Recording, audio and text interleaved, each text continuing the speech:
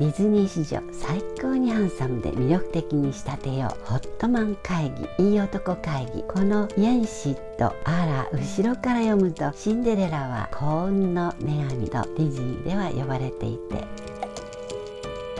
皆さんこんにちは、ミステリーマープルです。今日は再発見、塔の上のラプンツェルとファンタジアです。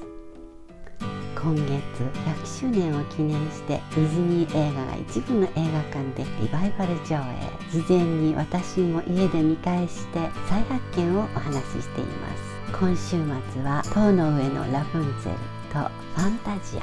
以前に見た印象、ファンタジアは三角帽子をかぶったかわいいミッキー、有名なあの姿くらい。ラプンツェルは異様に髪の長いプリンセスが塔の上に閉じ込められ、途中若い男の人が登ってきて、彼は洋服ダンスに押し込まれた。なぜかそんなところを覚えていたんです。ウォルトにはお聞かせできませんね。ラプンツェルを今回見直して驚いたのは、自分のたくさんの趣味をラプンツェル自身が紹介するシーン。読書に始まり、絵を描く、パンを焼く、キャンドルスタンドを作るなど、びっくりするほど多彩。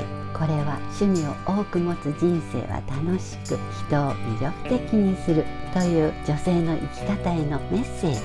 プリンセスで体現させるとは驚きました。また塔の外は怖いところとマザー・ゴーテルに言われても、18歳の誕生日には空に昇るランタンを近くで見たいと勇気を出し、ペットのカメレオンパスカルを連れ外に出て、酒場で出会った荒くれ者にもひるまず、フライパンを武器に戦いつつ、ここが絶妙だと思ったのですが、夢は何と尋ねて心をほぐし味方にしてしまいます。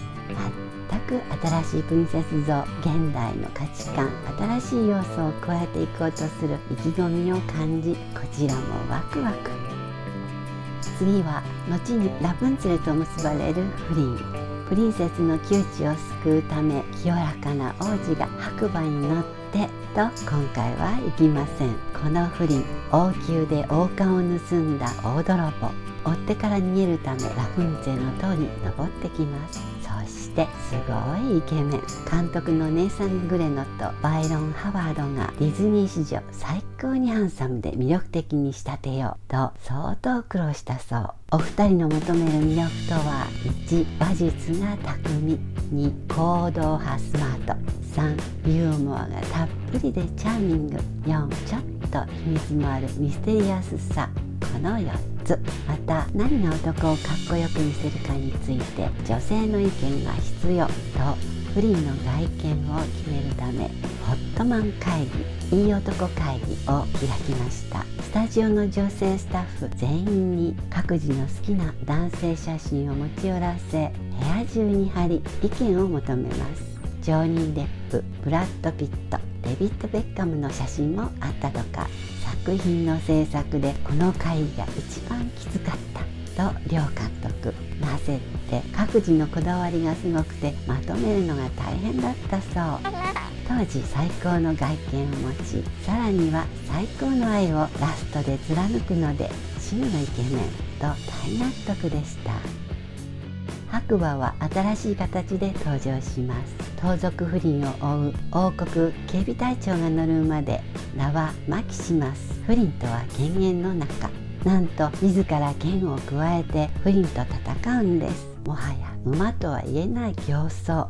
ラプンツェルの優しさにほだされ味方になると、不倫の命の危機を救います。約4万5,000ものランタンが空に舞う2人のロマンチックなシーンは物語を代表する美しさ。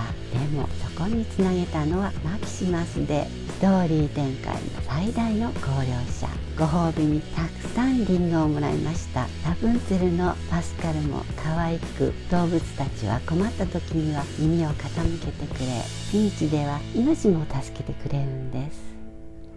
物語全体の音楽も素晴らしく、アラン・メンケンはこの映画以外でもディズニーチャンネルラプンツェルザシリーズの楽曲「Wedding in the Wings」人生の舞台でエミュー賞を受賞し、EGOT 4冠を達成。EGOT とはエミー、グラミー、オスカー、トニー4つの賞の頭文字です。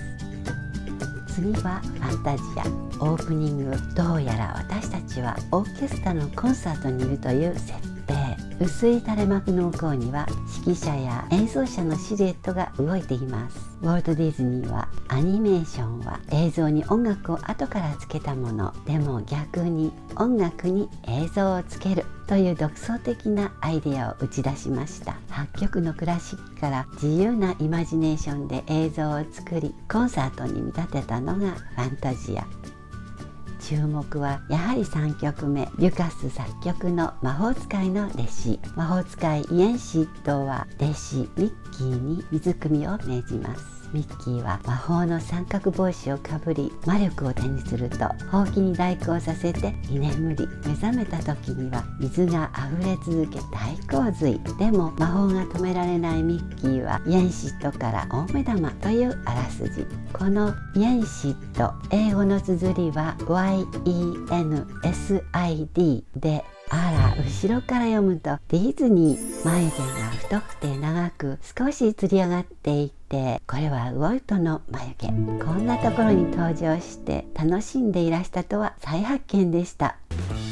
4週にわたり見てきたディズニー100フィルムフェスティバル。各週にディズニーの歴史を変えたマイルストーンが置かれていましたね。古い順でお話しすると、4週目ファンタジアは1940年公開。アニメーションの芸術性を押し上げた作品。また頭が大きくなり体は洋梨型へと変化したミッキーデザインの変更がありました。2週目シンデレラは1950年公開。第二次世界大戦による経済危機、逆境からの奇跡の復活を遂げた作品。ここからテーマパーク建設へと向かうため、幸運の女神とディズニーでは呼ばれていて、3週目リトル・マーメイドは1989年公開。ディズニールネッサンスと呼ばれる第2の黄金期始まりの作品。この後美女と野獣、アラジン、ライオンキングなど名作が続きます。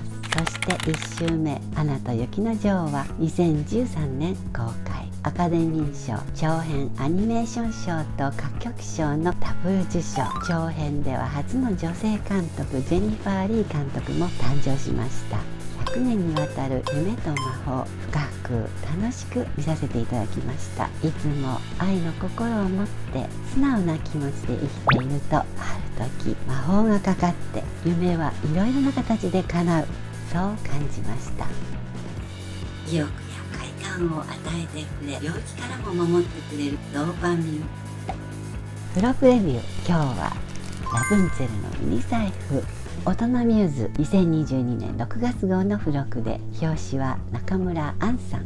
真っ白なお財布に輝くシルバーのラプンツェルとアメリのロゴ。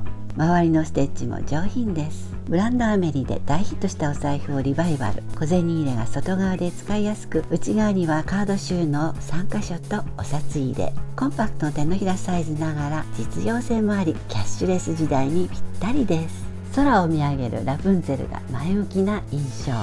101年目を見据えるディズニーにふさわしいミニ財布でした。チャンネル登録、いいねボタンは喜びます。ではではまたね。